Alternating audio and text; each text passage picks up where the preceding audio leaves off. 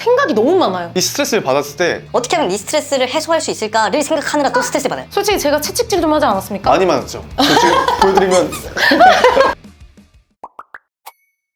오늘은 제가 특별히 인프제 특집을 하나 할까 해서 초청을 했습니다. 대본이 너무 길어. 제가 참고용으로만 잠깐 준비해본 거고 네, 일단 오늘 제가 선정한 주제는 인프제의 치명적인 단점입니다. 단점. 인프제 분들이 저희 채널 영상을 많이 봐주시잖아요. 제가 그분보다 뭐 사회적으로 뭐 높은 사람이거나 나은 사람은 아니지만 같은 인프제로서 다른 삶을 살아온 제가 느꼈을 때 저는 이런 거를 단점으로 느꼈는데 어떻게 극복하려고 노력을 했는지 이런 얘기를 한번. 근데 이게 막 완전 다 통용되는 이야기는 않으니까. 그쵸. 모든 인프제들을 다 이런 게 단점이야 라고 말하는 건 아니고 영상을 보시면서 제 얘기에 뭐 공감하셨거나 하셨던 분들은 아마 이 내용에도 좀 공감을 하실 것 같아요. 오늘 영상 끝까지 시청해 주시기 바랍니다. 인프제의 치명적인 단점. 첫 번째로 말씀드릴 인프제의 단점은 스트레스에 취약하다는 겁니다. 스트레스를 좀 쉽게 받고 잘 해소를 못하는 것 같더라고요. 그래서 제가 인프제들의 특징 뭐 이런 것도 찾아봤는데 공통적으로 느끼는 부분이긴 하더라고요. 좀 이것저것 주변 상황에 대한 신경을 좀 많이 쓰잖아요. 나만 주체적으로 생각하고 살면 되는데 내 앞에 있는 상대방 생각도 하고 지금 이 환경도 생각하고 내 전체를 보려고 하니까 굳이 내가 받지 않아도 될 스트레스에도 같이 스트레스에 전염이 되기도 하고. 저는 스트레스 받으면 저만 생각하거든요. 다른 사람까지 막 생각하기에는 너무 머리가 복잡하지 않아요? 거기에서 오는 스트레스도 있는데 이미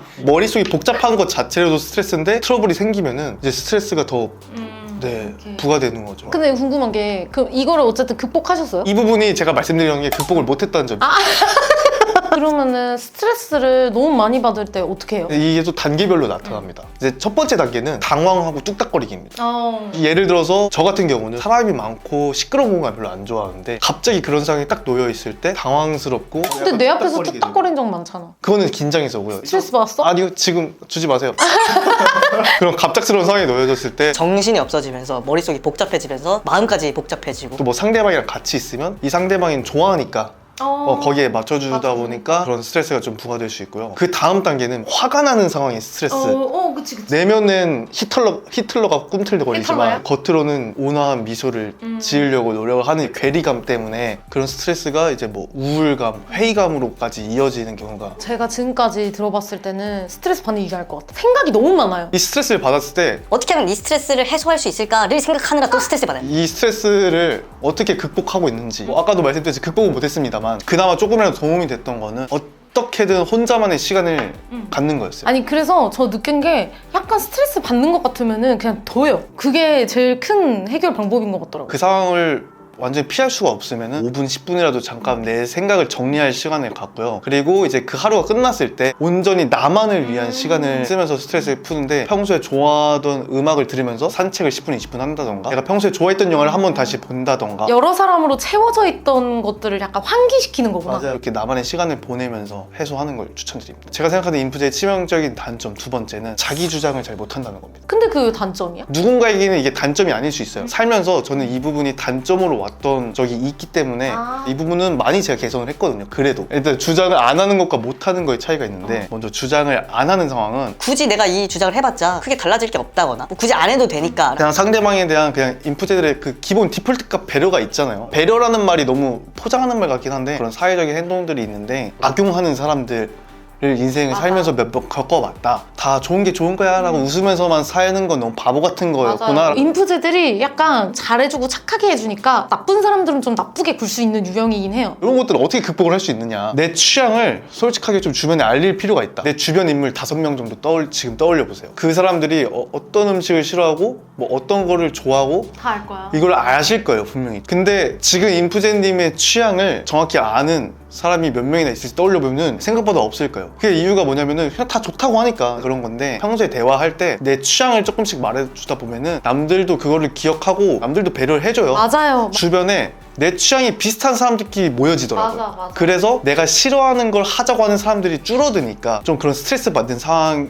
노출될 확률이 적어진다. 정말 이거는 제 인생에서 정말 도움이 됐었어요. 남 얘기만 들어주지 마세요. 본인 얘기도 해야지 서로 알아가는 거니까. 전 30년을 그냥 취향 말하면서 살아온 사람이거든요. 누군가한테 그걸 얘기했을 때 안 좋게 보거나 깊게 생각하거나 그러지 않아요. 진짜 이 말을 해드리고 싶어요. 너무 걱정하지 마세요. 그리고 이제 자기주장을 못하는 상황은 언제냐면 조직생활 할 때 머릿속에 아이디어들이 막 떠오르는데 틀리면 어떡하지? 내가 이걸 말했는데 남들은 터무니없다고 생각하면 어떡하지? 라는 생각 때문에 선뜻 제시를 못하는 거죠. 좋은 거를 표현을 못하는 거네? 맞아요. 근데 제가 봤을 때 극복하셨어요, 이거. 지금 앞에 나와서 본인 얘기하고 계시죠? 그렇죠. 사회생활 하실 때도 이야기 잘 하시고. 이거는 제가 사회생활을 하면서 좀 많이 극복을 하게 됐고, 극복하려고 솔직히 전 노력을 열심히 했어요. 진짜 예를 들어 이런 것까지 봤어요. 떨지 않고 말하는 법 이런 것까지 저는 봤어요. 아, 근데 그런 영상이 있어? NTV는 이해 불가. 그런 것들을 공부를 하고 극복을 했고, 근데 가장 좋았던 방법은 내 스스로 나를 믿는 거예요. 아, 이거 너무 아, 죄송해요. 마지막 세 번째는 쉽게 이상주의에 빠진다는 겁니다. 좀 약간 현실성이 떨어지는 생각들을 많이 한다는 거죠. 근데 이게 뭐 누군가에게는 단점이 아닐 수도 있지만 저는 이게 왜 단점으로 다가왔냐면, 이제 간혹 잘못된 이상주의에 빠지게 되면은 약간 중2병 걸리는 것처럼 그냥 내가 이게 싫어서 피하는 건데 괜한 이유를 다는 거예요. 핑계를 대면서 괜히 내 컴플렉스를 보완하기 위해서 스스로도 이제 약간 최면을 거는 느낌인 거죠. 이런 약간 이상적인 얘기를 자주 할 때가 있어요. 그 이상적인 게 멋져요. 너무 좋은데? 그래서 어떻게 할 건데? 약간 이렇게 바로 반응을 해버리는 경우가 있어요. 내가 그 순간에 조금이라도 불행하다고 느끼면은 지금 내가 뭐 때문에 이렇게까지 하고 있나라는 회의감이 오면서 진정한 행복을 쫓는데, 깊게 들여다보면은 누구나 살면서 겪는 뭐 스트레스고 상황인데 회피성으로 그런 생각이 할 수가 있다는 거죠. 그래서 잘못된 이상주의를 말하는 거. 초반에 저를 만났을 때보다 지금이 훨씬 마인드가 바뀌었어요. 솔직히 제가 채찍질 좀 하지 않았습니까? 많이 많았죠. 저 지금 보여드리면 극복 방법은 N팁을 옆에 두는 겁니다. 아무튼 그래서 이걸 어떻게 극복하냐, 일단 스스로에게 좀 엄격할 필요가 있어요. 인프제들이 은근히 진짜 똥꼬질 기질이 있어요. 남들이 아무리 말해봤자 내가 마음이 안 서면은 안 고치거든요. 그래서 지금 내가 하는 이런 생각과 행동이 내 게으름과 나태함과 이 컴플렉스를 가리기 위한 생각은 아닌지 스스로 잘 생각을 해보시고, 그래서 좀 현실적인 방법으로는 저는 일기를 쓰는 걸 굉장히 추천드려요. 내가 남들한테 말하는 것과 내 자신한테 말하는 게 다르다는 걸 느낄 때도 있었거든요. 그래서 너무 이상주의에 빠지신 분들은 미래에 내가 뭐 해야지 이런 계획만 세우지 마시고 오늘에 내가 뭘 했는지를 한번 적어보세요. 미래에 내가 하고 싶은 거는 이렇게 길게 적었는데 오늘에 나는 이만큼밖에 안 했어. 그러면 이거는 좀 아닌 것 같아요. 굉장히 현실적인 조언으로 그쵸? 좀 와닿네요. 아무튼 저는 그냥 가볍게 일기를 쓰라는 거는 그냥 내 자신에게 솔직해져라라는 의미였는데, 한 단계 더 나아가서 본인을 좀 객관적으로 맞아요. 현실적으로 맞아요. 판단하는 그런 내용을 써도 너무 도움이 맞아, 될 될 것 같네요. 인프제의 치명적인 단점이라는 주제로 얘기를 해봤는데, 지금까지 말씀드린 내용들은 개인적인 의견이었고 제가 살면서 정말 느꼈던 점들이어서 한번 이렇게 속전하게 얘기를 해봤습니다. 그리고 또 이걸 보다가 나는 이걸 지금까지 단점이라고 생각 안 했는데 여기서 단점이라고 하네? 라고 한다 그래서 그걸 단점으로 삼으실 필요 없어요. 맞아요. 그거 절대 저는 그걸 원하지 않고, 저랑 똑같은 고민을 하고 맞아 나도 이걸 단점이라 생각했는데 라는 분들을 맞아, 위해서 이런 내용이 조금 도움이 되지 않을까라는 차원으로 극복하고 싶으신 분들은 막 좀 참고하시면 좋을 것 같아요. 이제 댓글로 이런 단점들이 있어서 이렇게 극복을 했다, 너무 좋다. 이런 내용들을 많이 달아주셨으면 좋겠어요. 다음에도 더 재밌는 콘텐츠로 찾아오겠습니다. 안녕.